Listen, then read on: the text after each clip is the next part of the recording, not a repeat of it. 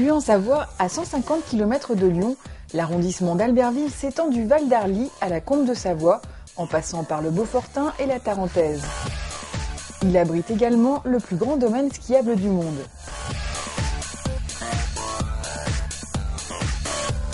Région touristique très prisée en hiver, son activité est dominée par la saisonnalité. Chaque année, près de 30 000 travailleurs saisonniers sont embauchés pour accueillir des millions de touristes venus du monde entier. Parmi les différentes activités que l'on peut trouver en montagne, certaines manquent régulièrement de personnel. Hôtellerie, restauration, commerce, transport, autant de secteurs en tension qui ouvrent des opportunités de carrière. À travers différents portraits, découvrez des saisonniers, certains originaires de Savoie et la plupart venus de toute la France pour travailler en montagne.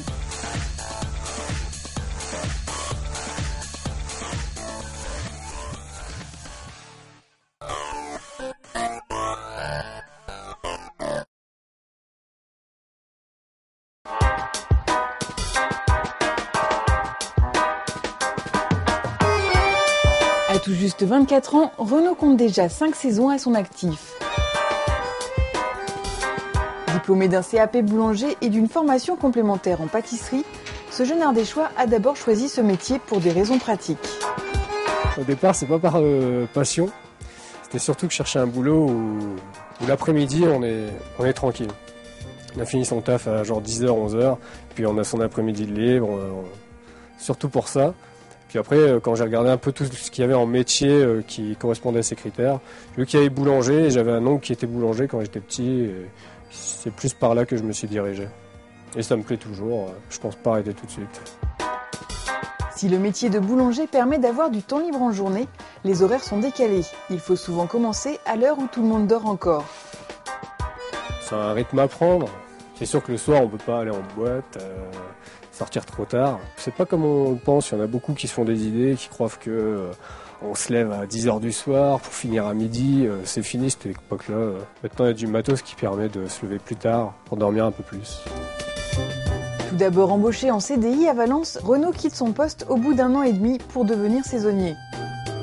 Là où j'ai bossé, c'était une boîte en ville, donc c'était tous les jours pareil.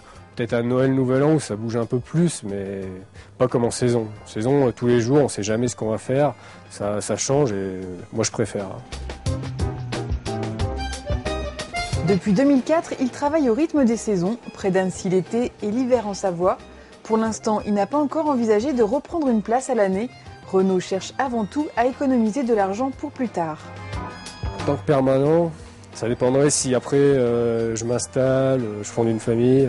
À ce moment-là, oui, je serais un peu obligé. Sinon, sans ça, non, je pense que je continuerai les saisons.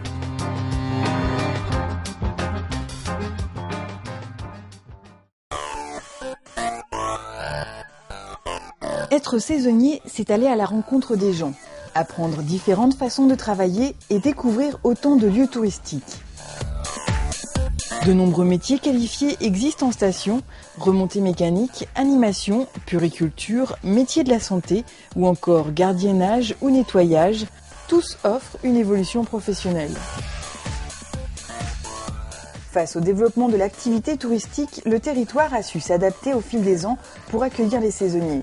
80% des employeurs logent leurs salariés et plusieurs organismes locaux facilitent leur accès à l'emploi. Chaque année, de nombreux forums sont organisés pour renseigner les saisonniers et leur permettre de rencontrer leurs futurs employeurs. Être saisonnier, c'est aussi très souvent avoir une double qualification pour multiplier les opportunités d'emploi à la mer comme à la montagne. Été comme hiver, ils peuvent envisager une formation, accéder aux offres d'emploi, être conseillés afin de préparer la saison suivante dans les meilleures conditions.